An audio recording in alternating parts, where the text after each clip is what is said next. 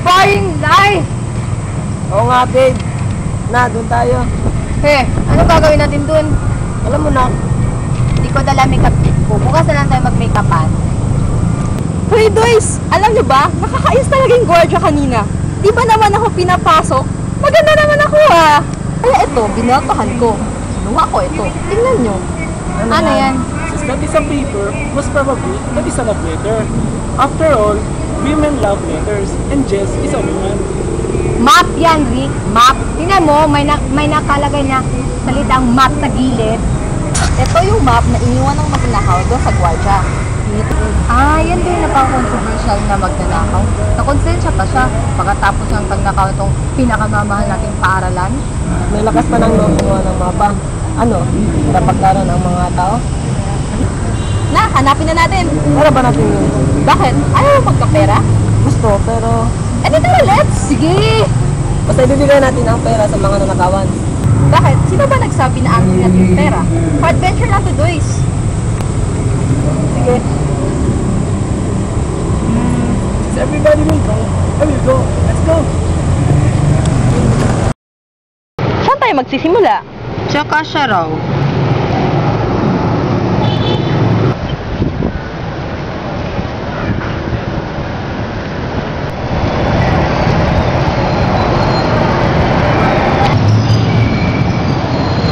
Bilis, may papel. Baka love letter. May sulat. Basahin mo. Sa lahat ng mga taong nang-agrabyado ko, paumanhin. Sa lahat ng may galit sa akin, patawad po sa inyo. Sa lahat ng nagtiwala, sorry at pinigo ko kayo. Ginawa ko tong mapang ito, hindi para paglaruan kayo. Kung hindi, ay para mabawasan ko lang man ng kahit kakaunti ang galit na nararamdaman nyo sa akin. Sa ganitong paraan, ay maintindihan nyo kung bakit ginawa ko ito.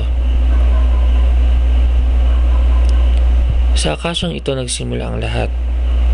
Unang araw iyon ng pasukan. Wala pa akong kaibigan noon, kaya mag-isa akong palakad-lakad sa campus. Naisipan ko umupo sa may akasya upang magbasa. Sabi ni Dodong, malas daw kapag umupo sa may akasya dahil walang makapagpapatunay na hindi ito malas. Weird.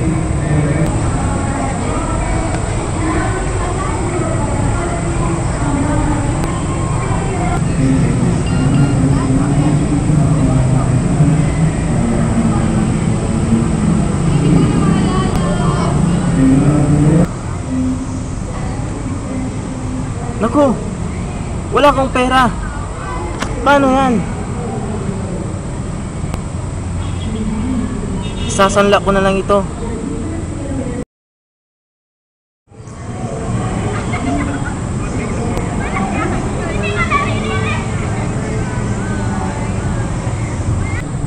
Pare, kahit isang pakete lang, pwede na. Bigay mo na. Bayad. Susunod na, grabe. Gipit talaga ako ngayon, no? Wala talaga akong pera. Utang? Anong utang? Teka lang. Cellphone ko, pwede na? Hindi pwede. Teka, maghahanap ako ng paraan.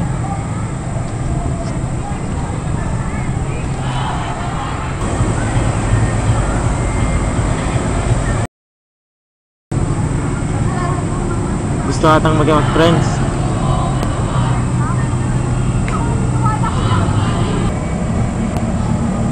Hi, ako si Bert. Ano ka? Ano ko, bakla? Bigay mo cellphone kundi bubugin kita. Ayoko. Kailangan ko to. Hindi, itong kailangan mo. Tama na. Tama na. Malas nga talaga ang akasya.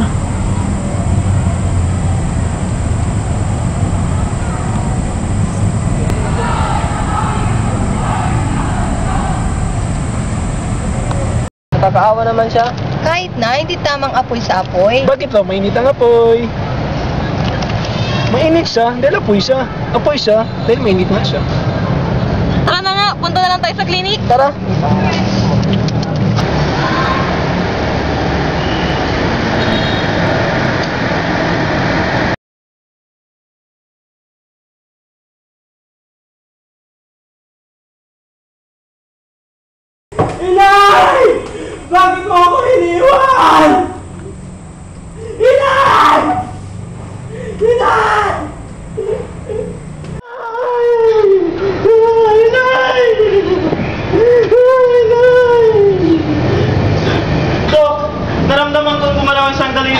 ko. Dok, buhay pa siya! Hindi. Nagsimula lang mag-contract ang insurance ng ina mo. Oh, hindi! Hindi! No!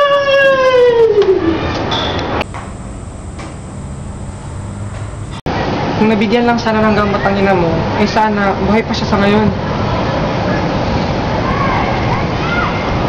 Dok, ano to? Resibo? Dok, hindi ba kayo naawa sa ina ko? Dok, mahirap lang kami. Wala kaming kapera-pera. Dok, maawa po kayo. Huwag nyo na po kaming pabayarin. Dok, sige na po. I'm so sorry.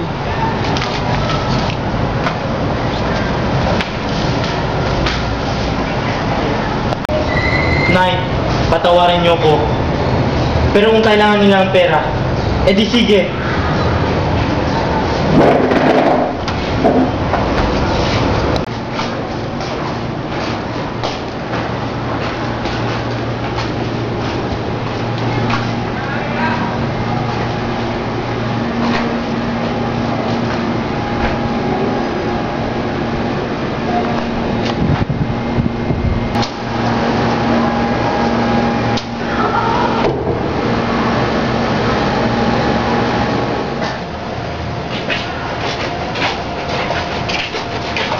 Ito ang last part ng mga plano natin sa finance office. Pero saan ang pera? Ewan. Look! There's a love letter!